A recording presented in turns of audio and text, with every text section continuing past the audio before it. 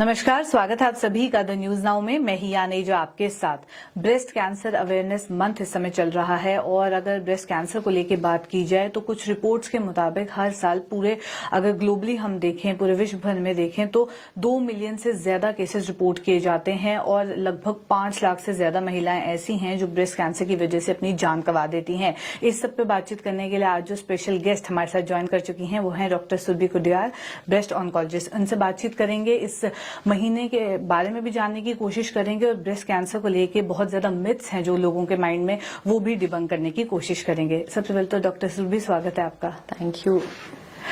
इस महीने की अगर बात की जाए, इसे पिंक अक्टूबर या पिंक टोबर भी कहा जाता है, इस नाम से भी जाना जाता है और ब्रेस्ट कैंसर की रेलिवेंस पिंक रिबन से बहुत ज्यादा है। लोग पिंक रिबन पहन के अवेयरनेस के रूप में जो है सामने आते हैं कि पिंक रिबन उन्होंने लगाया है, वो अवेयर है। तो इसके बारे में जानना चाहूंगी, स्टोरी क्या है पिंक रिबन की? देखो ये जो स्टोरी है ये लॉन्ग बैक, मतलब बहुत पुरानी भी नहीं है कि मैं बोलूँ एजेस पहले की है या कुछ, मतलब 1985 से स्टार्ट हुआ था। 1985 में अमेरिका में there was an association, American Cancer Society, और उन्होंने कोलैबोरेट किया था। एक फार्मासिस्ट की ना इंडस्ट्री थी वहां पर, तो इंपीरियल इंडस्ट्री करके नाम था। सो उनके साथ कोलैबोरेट किया था फीमेल्स को ये बताने के लिए that how important are the mammograms. So this happened in October and incidentally this happened in October and that was in 1985। और उस टाइम के जो वहां पर प्रेसिडेंट थे, उनकी जो वाइफ थी, she was a cancer survivor and a breast cancer survivor. So she kicked this and मतलब उनके लिए ये एक प्लेटफॉर्म बन गया कि उसको वो और यूटिलाइज करें ब्रेस्ट कैंसर सर्वाइवर्स के लिए या ब्रेस्ट कैंसर के बारे में लोगों को प्रोपोगेट करने के लिए। So this started then. So उसके बाद फिर आहिस्ता आहिस्ता क्या हुआ कि मतलब इस महीने, अक्टूबर के महीने, फिर सेकंड जब अगला साल आया अक्टूबर में, तो उन्होंने दोबारा से एक एसोसिएशन के बीच में अपना ये मतलब अवेयरनेस के तौर पर इस मंथ को देखना शुरू किया। और आपने पूछा पिंक रिबन के बारे में। So pink ribbon was not actually pink ribbon. This started basically, ये भी ना वॉर के टाइम की बात है। सो मतलब अमेरिकन में ही क्या था कि एक होस्टेज की वाइफ थी, she used to tie yellow ribbons to a tree outside the house waiting for his husband to come one day. So then this same was repeated for AIDS patients also, मतलब 2 or 3 years later it was repeated for AIDS patient also। तो उनके लिए एक awareness के लिए ribbons बांधे जाते थे। So everybody thought that ribbons are something which symbolize a lot of things। So फिर उसके बाद क्या हुआ, basically जो इसका color था that was peach। So एक मैडम थी कैरलॉथ और एक और मैडम थी कैनेडी, उनके बीच में there was a certain drift और टिफ्ट की एक जो थी वो अवेयरनेस के लिए होती थी और जो दूसरी थी उन्होंने इसको कोलैबोरेट करने की कोशिश की सो दैट कि वो एक इसको लार्ज लेवल पर लेके जाए। सो उनके टिफ की वजह से जो पीच रिबन था वो विड्रॉ हो गया और फिर उसके बाद उन्होंने जो उनकी जो दूसरी काउंटर पार्ट थी उन्होंने पिंक को रिप्रेजेंट करना स्टार्ट किया। वैसे भी pink is a colour of hope. So with this thought, मतलब हमारे लिए the pink ribbon is a pink of a color of hope which is for every breast cancer survivor। जी, इसी के साथ मैं जानना चाहूंगी टाइप्स ऑफ कैंसर के बारे में। बहुत सारे टाइप्स हैं पर इसमें विमेन को जो स्पेसिफिकली रहता है ब्रेस्ट कैंसर के केसेस में, कुछ डेटा भी शेयर करना चाहूंगी। एक स्टडी के मुताबिक 2020 में जो ब्रेस्ट कैंसर था वो 13.5% था सारे कैंसर के केसेस में और इसमें 10.6% ऐसे थे जिसमें डेथ्स देखने को मिली। तो अगर हम कैंसर की स्पेसिफिकेशन करें मेन एंड विमेन में, स्पेसिफिकली विमेन में ब्रेस्ट कैंसर कितना ज्यादा देखने को मिलता है as compared to other types? देखो ब्रेस्ट कैंसर जो है, देर आर फ्यू कैंसर जिनको हम स्क्रीन कर सकते हैं। स्क्रीन का मतलब ये होता है कि हम उनके ऊपर कोई भी सुई या मतलब कोई भी चीरा लगाने की हमें जरूरत नहीं पड़ती है, but with simple modalities like mammography हो गई या जैसे हम ओरल कैंसर्स होते हैं, मुंह के कैंसर जिनको बोलते हैं, तो उनके बीच में हम मुंह के एग्जामिनेशन से हम बता सकते हैं। सर्विक्स का कैंसर होता है, बच्चेदानी का कैंसर, जिसको हम पैप्समेयर, जो एक बड़ा नॉन इन्वेजिव सा टेस्ट है, हम उससे इन कैंसर्स को स्क्रीन करते हैं। सो प्रोबेबली मुझे लगता है कि नॉन इन्वेजिव स्क्रीनिंग मेथड्स की वजह से these cancers have always been so prevalent. और दूसरा क्या है कि सबसे पहले हम सुनते थे जो बच्चेदानी का कैंसर है, जो सर्विकल कैंसर है, that was top on the list. ठीक है, उसके बाद ब्रेस्ट कैंसर आना स्टार्ट हुआ, then oral cancers, and it is not, जो ओरल कैंसर्स हैं वो मेल और फीमेल दोनों में प्रीडोमिनेंट है।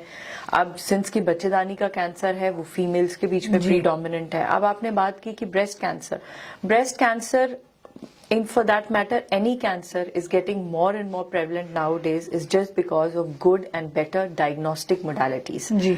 and secondly is that कि हर पेशेंट जो है वो उसके बारे में अवेयर होना स्टार्ट हो गया। उनको ये लगता है कि ये जो बीमारी है इट्स नो मोर, कि ये मतलब अगर मुझे हो गई so I am, that's not the end of my life, I need to fight it out.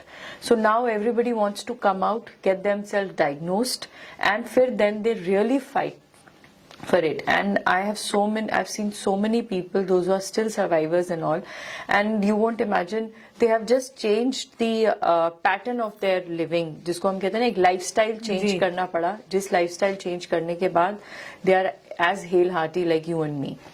तो मतलब आप डिफरेंशिएट भी नहीं कर पाओगे कि किसी को ऐसी कोई प्रॉब्लम पहले थी भी या नहीं थी। अब आपने बात की ब्रेस्ट कैंसर के बारे में। सो ब्रेस्ट कैंसर ऐसा नहीं है कि ये सिर्फ फीमेल्स में ही होता है, ये 1:60 की रेशो है कि अगर एक मेल है तो 60 फीमेल होंगी। दिस रेशो मतलब ये हमें बहुत ज्यादा लॉन्ग डिस्पैरिटी जरूर बताती है, बट कुछ पेपर्स में ये चीज रिपोर्ट की गई है कि जो मेल्स हैं, मेल्स की रेशो भी आती है। तो इसका ये मतलब नहीं है कि ब्रेस्ट कैंसर जो है वो सिर्फ फीमेल्स में ही बहुत, नो डाउट फीमेल्स में बहुत ज्यादा प्रीडोमिनेंट है, बट ऐसा नहीं है कि मेल्स उससे स्पेयर्ड है। सो हम दोनों के लिए मेरी जो हमेशा से ये चीज रहती है, और बेसिकली मेल्स में ये उनमें ज्यादा कॉमन होता है जिनको ऑलरेडी गायनेकोमेजिया, जिसको हम गायनेकोमेस्टिया बोलते हैं, जिनकी छाती किसी वजह से हार्मोनल चेंजेस की वजह से बड़ी हो जाती है। सो उसके लिए वो उनकी मतलब हार्मोन, ये कहते हैं ना कि फैट रिडक्शन जरूर करवा लेते हैं कुछ लोग, बट उनको आगे जाके ये चीजें जरूरी नहीं, मैंडेटरी नहीं है कि उनको ये चीज होगी, but they are at risk. So उन लोगों के बीच में ये चीज ज्यादा पाई जाती है। So these are few certain things. अब आपने पूछा कि उसके टाइप्स कैसे होते हैं। सो मैं एक बड़े मतलब एक ब्रॉड उसमें बताऊंगी कि देखिए, एक कैंसर होता है जो सिर्फ ब्रेस्ट तक रहता है। सो वो हो गया जो सिर्फ आपकी ब्रेस्ट में सीमित रहता है। उसके बाद आता है ब्रेस्ट से ही और कहाँ जा सकता है। ब्रेस्ट से ये जो ब्रेस्ट कैंसर है ये हमारे लिम्फ नोड्स में जाता है, और जो वो लिम्फ नोड्स हैं वो हमारी आर्मपिट में होते हैं। सो ये हो गया सेकंड। तीसरा हो गया कि ये हमारे ब्रेस्ट और हमारी आर्मपिट से निकल के ये हमारे और बॉडी के किसी और ऑर्गन में चला गया। मतलब कि एक लोकलाइज्ड कैंसर है जो ब्रेस्ट में है, और एक है जो मेटास्टेटिक, जिसको हम बोलते हैं कि भाई ये स्टेज 4 हो चुकी है। अब क्यों? क्योंकि ये ब्रेस्ट में नहीं है, ब्रेस्ट से आगे इसका जो है ये बॉडी अलग और जो बॉडी पार्ट्स हैं। अब आप पूछोगे कि किन बॉडी पार्ट्स के बीच में ये ज्यादा होते हैं। तो देखिए, फीमेल्स के बीच में अगर कोई भी फीमेल देखो, अगर तो वो लंप बोलती है ब्रेस्ट में या कुछ, तो वो एक सेल्फ एक्सप्लेनेटरी हो जाता है कि भाई वहां पर जरूर कोई ना कोई ऐसी प्रॉब्लम होगी जिसको हमें रूल आउट करना है। बट कई फीमेल्स ऐसी होती हैं, कईयों की ब्रेस्ट बल्की होती है या डेंस होती है, सो वो उस लंप को कई बार अप्रिशिएट नहीं कर पाती हैं टोटली। सो वो लोग क्या होता है कि वो एक मेटास्टेटिक फॉर्म में यूजुअली आती है, और वो मेटास्टेटिक फॉर्म क्या होता है कि वो हड्डियों वाले डॉक्टर्स के पास जाती हैं कि मुझे बैक एक बहुत ज्यादा है, मुझे उठने बैठने में भी अब दर्द है, और मुझे इतनी ज्यादा बैक एक है कि मैं अपना नॉर्मल काम भी नहीं कर सकती हूँ। सो उनके जो मतलब जो हमारे वर्टेब्रास, जिनको हम डिस्क या मनके बोलते हैं, उसके बीच में ये बीमारी चली जाती है। सो उनकी इस कंप्लेंट से भी हम जान सकते हैं कि हाँ जी, इनको जो है ये कैंसर के लक्षण हो सकते हैं। तो उनको हम ब्रेस्ट एग्जामिनेशन, अगर वो हमारे पास आती हैं, एक कंप्लेंट जो है वो अपनी बोन पेन्स की लेके आई हैं, लेकिन उनके बीच में एक ब्रेस्ट एग्जामिनेशन मैंडेटरी हो जाता है। या फिर कहीं होती है जिनको बोनी पेन्स रहती हैं, कॉन्कॉमिटेंटली उनका हीमोग्लोबिन भी फॉल करना स्टार्ट कर देता है। सो उन लोगों के बीच में भी एक इवेल्युएशन जो होती है वो ब्रेस्ट की होती है। देखो, इसका कोई डायरेक्ट कोरिलेशन नहीं होता, बट ये है कि वो लेके कुछ और आई थी, लेकिन अंडरलाइंग उसको कुछ और था। जी। सो देखो, ये चीजें जो है आज की डेट में, अब ये नहीं है कि हर इंसान सोचने लगे बैक एक तो मुझे भी है, बैक एक को किसी को भी हो सकती है। बट सी, एक चीज जो आपको मतलब आपके नॉर्मल डेली कोर्स करने से रोके, सो वो उस चीज को इवेल्युएट करने के लिए वो चीज जरूरी हो जाती है करना। जी, आपने जैसे लंप्स के बारे में मेंशन किया, तो कई बार ऐसा होता है कि किसी महिला को अगर लंप फील हुआ है सेल्फ एग्जामिनेशन में या इवन आर्मपिट में भी, तो वो पहले घबरा जाती हैं कि क्या ये कैंसर हो सकता है। तो क्या ये जरूरी है कि हर लंप इवेंचुअली कैंसर ही बनेगा? नहीं, देखो, every lump is not cancer until and unless it is proved otherwise. But अब प्रॉब्लम आती है उसको प्रूव करने में। क्यों? क्योंकि हमारे यहाँ पर एक बहुत बड़ा मिथ है कि अगर हम कैंसर की गांठ को सुई लगाएंगे जो कि लोहे की होती है, एंड मतलब अकॉर्डिंग टू पीपल कि वो लोहे की है, तो लोहा जैसे ही कैंसर को या किसी भी गांठ को हिट करेगा तो वो उसको शैटर कर देता है, and once it gets shattered it gets scattered in the whole body. जी, so this is a big myth कि ऐसा नहीं होता। देखो, अगर कल को वो कहते हैं ना कि अब सब्जी आप बना रहे हो तो सब्जी में कितना नमक डालना है, कितना मिर्च डालनी है, वो तो जब तक आप सब्जी चखोगे नहीं आपको कैसे पता चलेगा? Until and unless you are so adept in your things. ठीक है ना? सो उसी तरह से हमारे लिए ये चीज जरूरी हो जाती है कि हम उसका एक टिश्यू डायग्नोसिस लें। सो देखो, हम कोई भी, जैसे आपने बोला कि हर लंप कैंसर तो होता नहीं है जी। सो एग्जैक्टली हर लंप कैंसर नहीं होता है। इसके बीच में कुछ लंप्स होते हैं जो फैट के होते हैं, ठीक है, उनको हम लाइपोमास बोलते हैं, फाइब्रोएडिनोमास बोलते हैं, जो हार्मोनल चेंजेस की वजह से जो फैट होती है वो एक जगह पे इकट्ठी हो जाती है। या फिर कई बार हमारे यहाँ पर क्या होता है कि जैसे आप फीमेल्स हैं, गाड़ी चलाती हैं, सीट बेल्ट पहनती हैं, जी। किसी का एक्सीडेंट हो गया, कुछ हो गया, ब्रेस्ट के ऊपर स्टेयरिंग का इम्पैक्ट हुआ, वहां पर जो फैट होती है वो इकट्ठी हो जाती है, उसको फैट नेक्रोसिस बोलते हैं। कई बार वो एक लंप की तरह आती है और हम सोचते हैं कि मे बी शायद ये कैंसर होगा, बट ये ऐसी चीजें हैं जो कैंसर में कभी तब्दील नहीं होती है। फाइब्रोएडिनोमास, फैट नेक्रोसिस, ये कभी भी कैंसर में तब्दील नहीं होती है। सो लेकिन ये प्रेजेंट ऐसे करती हैं कि ये लंप्स हैं। जी, इसी के साथ मैं ये भी जानना चाहूंगी, इसके जैसे आपने सर्वाइवर्स के बारे में मेंशन किया, तो जितने सर्वाइवर्स हैं वो जब अपनी स्टोरी शेयर करते हैं डेफिनेटली वो साइड इफेक्ट्स के बारे में भी बताते हैं। बिल्कुल, उसके बारे में जानना चाहूंगी कि क्या साइड इफेक्ट्स या कॉम्प्लिकेशंस एक पेशेंट को फेस करनी पड़ती हैं? देखो, एक पेशेंट को जो ब्रेस्ट कैंसर से जूझती है उनको कॉम्प्लिकेशंस तो नहीं मैं ये चीज बोलूंगी, बट यस, उनको कुछ अपनी, वो कहते हैं ना, एक लाइफस्टाइल चेंजेस जरूर हो जाते हैं। जी। कई आज की डेट में जैसे ये ब्रेस्ट कैंसर है, ये छोटी और लड़कियों में भी देखा जा रहा है कि मतलब अभी उनकी मैरिज एबल एज होती है या मैरिज हो चुकी होती है, कईयों का कोई इश्यू नहीं होता है। ठीक है, सो उनके केसेस के बीच में हमारे लिए उनको ये चीज समझाना कि वो दोबारा से माँ बन पाएंगी या वो कंसीव कर पाएंगी, सो ये एक इशू रहता है। क्यों? क्योंकि ये एक डिलेमा की पोजीशन है। डिलेमा की पोजीशन इसलिए है कि अगर तो उनका जो कैंसर है वो हार्मोन्स, जो देखो, एक हार्मोन पॉजिटिव कैंसर होता है, एक हार्मोन नेगेटिव कैंसर होता है, जिसको हम ट्रिपल नेगेटिव कैंसर बोलते हैं, और एक को बोलते हैं कि कुछ रिसेप्टर्स पॉजिटिव होते हैं। सो उनके बीच में ये दो टाइप्स होती हैं जो हमें उस कैंसर की फितरत के बारे में बताती हैं। सो ये हमें आगे हमें ये भी बताता है कि ये जो औरत है ये आगे जाके माँ बन पाएगी या नहीं बन पाएगी। क्यों? क्योंकि कुछ लोगों के बीच में कीमोथेरेपी इंड्यूस्ड मेनोपॉज भी हो जाता है। सो इसका मतलब ये होता है कि क्या पता जो चीज 45 साल की उम्र में होनी थी वो 35 या 36 साल की उम्र में ही हो जाए। सो वो एक साइकोलॉजिकल इम्पैक्ट होता है। उसके बाद आता है कि आप कहीं जो जैसे सर्जरी होती है कईयों की, आप देखिए अब तो now we have modalities like breast conservation, implants है हमारे पास जो हम सब करते हैं यहाँ पर जम्मू में, they are all available with me and with everybody out here. So मेरी पूरी टीम हम लोग ये करते हैं, इम्प्लांट्स भी करते हैं और ऑगमेंटेशन भी करते हैं, एवरीथिंग फॉर कैंसर पेशेंट्स। लेकिन पहले ये होता था कि वो पूरी की पूरी ब्रेस्ट ही काट देते थे, तो वो एक फ्लैट लुक जो होती थी वो पेशेंट को ऐसा लगता था that I have lost my feminism. So वो अपने आप को कमरे से बाहर भी नहीं लेके जाती थी। सो एक वो सोशल इम्पैक्ट होता है। उसके बाद मेडिकली, जैसे अब जब वो कीमोथेरेपी लेती हैं उनके बाल झड़ जाते हैं, ठीक है, तो वो एक बाल झड़ना इज अनदर थिंग जो मतलब एक फीमेल के लिए बहुत बड़ा ट्रॉमा होता है। लेकिन अब जो है कुछ कूलिंग थेरेपीज आई हैं, मशीन्स वैसी आई हैं कि हमारी कूलिंग थेरेपीज होती हैं कि हेयर लॉस इतना ज्यादा नहीं होता है। और दूसरा, अब वैसी तेज दवाइयां नहीं है कि जरूरी नहीं है कि हर दवाई के साथ हमें जो है हेयर लॉस हो ही हो। और अब कुछ ऐसे केसेस हैं जिनके बीच में हमें सिस्टमिक कीमोथेरेपी नहीं भी देनी पड़ती है, हम उस चीज को फोरगो भी कर सकते हैं और उनको एक टैबलेट के ऊपर डाल दे जो कीमोथेरेपी की ही होती है, बट उसके साइड इफेक्ट्स वैसे नहीं होते कि जैसे कि हमें दवाई चढ़ानी पड़ती है। सो ये चेंजेस होते हैं। फिर उसके बाद अपनी जो एक पर्सनल लाइफ चेंजेस होते जी। हैं, that your bonding with your husband and your bonding with the other family, कि वो आपको कैसे लेते हैं। क्योंकि आपको मैं एक बात बोलूं, अभी भी मेरे पास कुछ पेशेंट्स ऐसे आते हैं कि डॉक्टर साहब इनके जो कपड़े हैं वो अलग रखने हैं, इनके जो खाना है वो अलग रखना है, और दूसरा या फिर अगर वो पेशेंट रेडिएशन ले रही है हमारे पास, जिसको हम सिकाई बोलते हैं, कि इनको क्या हमने अलग रखना है, बच्चों के पास नहीं आने देना है। So see there are so many things जो एक कैंसर पेशेंट के साथ चलती हैं। सो ये सब जो है, दीज आर ऑल मिथ्स, इनको हमें बर्स्ट करना है। They have to live their life as a normal person.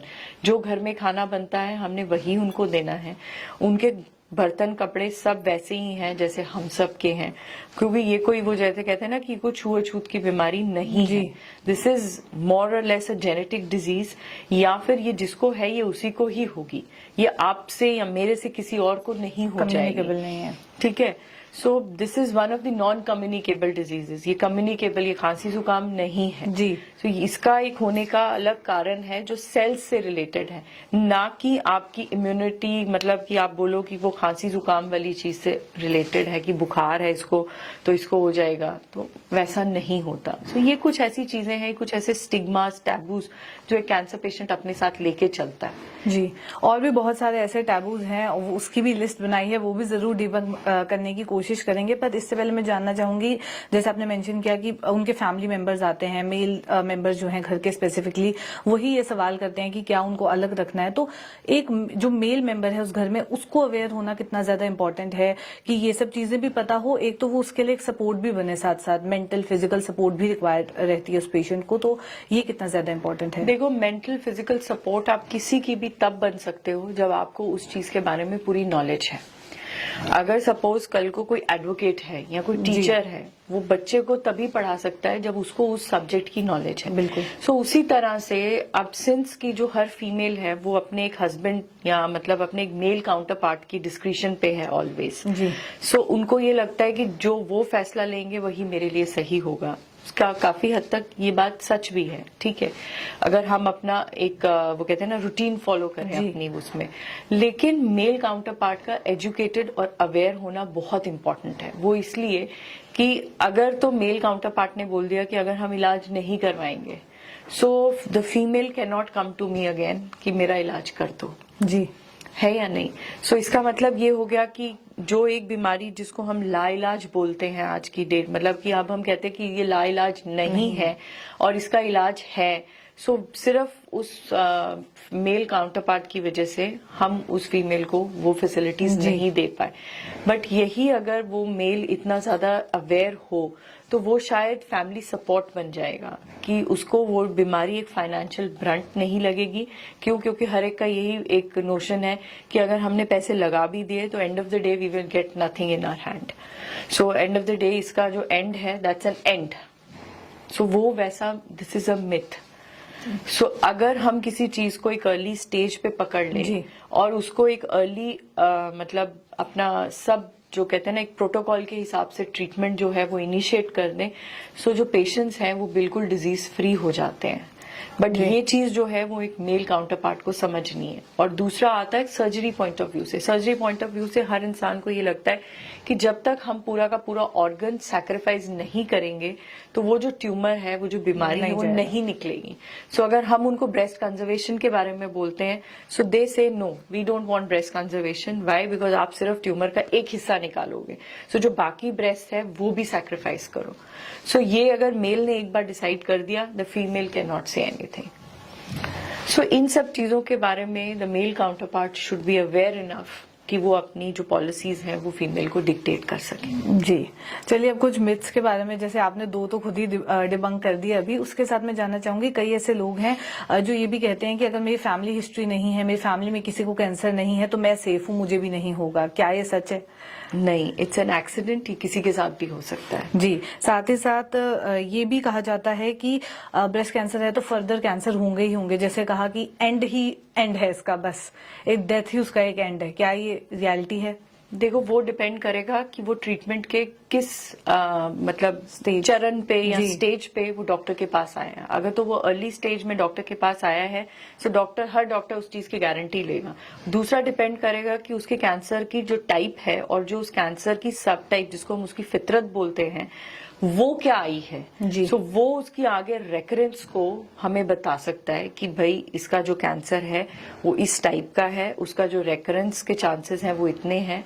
सो ऐसा नहीं है कि अगर उसको एक बार कैंसर हो गया तो वो मतलब once a patient is always a patient, ऐसा नहीं है। जी, और भी लोगों में डाउट्स हैं कि एक्सरेज जब हम करवाने जाते हैं हार्मफुल रेज हैं, तो अगर वो करवाएंगे तो हमें कैंसर के चांसेस ज्यादा हैं। यहाँ पे I want to add one thing. Basically ये फीमेल्स में है, उनको लगता है कि वो मैमोग्राफी करवाएंगी तो उनको बहुत ज्यादा रेडिएशन मिल जाएगी, लेकिन वो उसके बरक्स अगर उनको कमर में दर्द होगी वो अगर वो किसी ऑर्थोपेडिशियन के पास जाएंगी, अगर ऑर्थोपेडिशियन उनको हफ्ते में 2 एक्सरे भी बोलेंगे तो वो करवा लेंगी, लेकिन वो 1 साल में एक मैमोग्राफी नहीं करवाएंगी। सो आई थिंक ये एक सेल्फ एक्सप्लेनेटरी आंसर हो गया है कि अगर आप महीने में 4 एक्सरे करवा सकते हो तो साल में एक मैमोग्राफी करवा लोगे तो आपका क्या चला जाएगा। लेकिन नोबडी अंडरस्टैंड्स दिस। एक और मिथ है कि जो डिओड्रेंट्स ज्यादा यूज करते हैं, क्योंकि आर्मपिट से जैसे आपने कनेक्शन बताया तो लोग भी फिर रिलेट करते हैं उन चीजों को कि अगर आप डिओड्रेंट्स यूज कर रहे हैं तो ये फर्दर कैंसर बनेगा। ये मैंने तो नहीं सुना है, बट आजकल कोई कुछ भी किसी को कुछ भी कह सकता है, बट नो। और एक और चीज, जैसे आपने इसका जवाब भी दे दिया पर मिथ भी है, मैं एक बार चाहूंगा फिर से क्लियर कर दें कि क्या ये सिर्फ फीमेल्स में ही होता है या मेन में भी? नहीं, इसकी रेशो 1:60 की है, दोबारा से बोलूंगी। और दूसरा ये है कि मेल्स जो हैं उनके बीच में ये चीज नहीं हो सकती, ऐसा नहीं है। It can happen to males also, but yes predominantly in females. So both these males and females should be well aware of their symptoms and early, जितनी अर्ली हो सके तो वो अपने आप को डॉक्टर के पास लेके जाएं। Whether it is a small little, मैं कहती हूँ ना, कुछ छोटा सा भी अगर आपको कोई एब्नॉर्मेलिटी अपनी बॉडी में कहीं पर भी लगती है, not just breast but anywhere, just go and take an advice from the doctor. Why? Because अगर हम अपनी सेल्फ मेडिकेशन करते रहेंगे so I think end of the day we'll surely land up late. तो सेल्फ मेडिकेशन का time अब नहीं है। अब we have all the modalities available, हर एक चीज हमारी डोर स्टेप पे है, तो सिर्फ हमने वहां जाना है। सो वो जो बैरियर है अपने जाने का, वो ब्रेक करना है। जी, बहुत बहुत शुक्रिया हमारे साथ ज्वाइन करके सारी इन्फॉर्मेशन शेयर करने के लिए। और मैं चाहूंगी जाते जाते हमारे व्यूअर्स के लिए कोई मैसेज अगर आप दे दें। मेरा मैसेज सबके लिए हमेशा से यही रहता है कि don't take yourself lightly. अगर आपको कहीं पर कभी भी कोई ऐसी चीज दिख रही है तो प्लीज अपने आस पड़ोस में या अपनी डॉक्टर फ्रेंड्स से सलाह लेने से बेटर है कि आप एक प्रॉपर जो कहते हैं ना कि उस बीमारी का महारती है, जो उस बीमारी को ही डील करता है, उसके पास जाके सलाह लीजिए। क्यों? क्योंकि हमारी जो एक नोशन है, हमें लगता है कि अगर मैंने खाना खाया, मुझे गैस बन गई, so the other person in the family जो वो गैस की टैबलेट ले रहा है तो मैं भी वही टैबलेट ले लेती हूँ। या फिर if there is a doctor in the family so हम जी उसी को कंसल्ट कर लेते हैं। But maybe see every person is not same. जैसे हमारी हाथ की 5 उंगलियां एक जैसी नहीं है, उसी तरह से हर इंसान का जो बॉडी स्ट्रक्चर और जो बॉडी मेकअप है वो एक नहीं होता है। तो जरूरी नहीं है कि जो गैस की टैबलेट वो एक खा रहा है तो वही दूसरे को भी ठीक लगेगी। सो आपकी प्रॉब्लम के लिए डॉक्टर इज एन आंसर।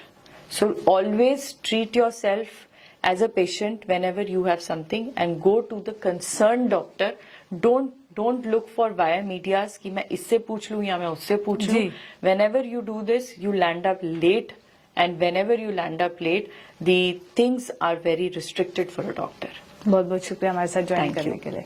तो ये थी डॉक्टर सुरभि कुडियाल हमारे साथ। ऐसे और कॉन्वर्सेशंस लेके आपके साथ फिर मुलाकात करूंगी। अभी के लिए दीजिए इजाजत, नमस्कार।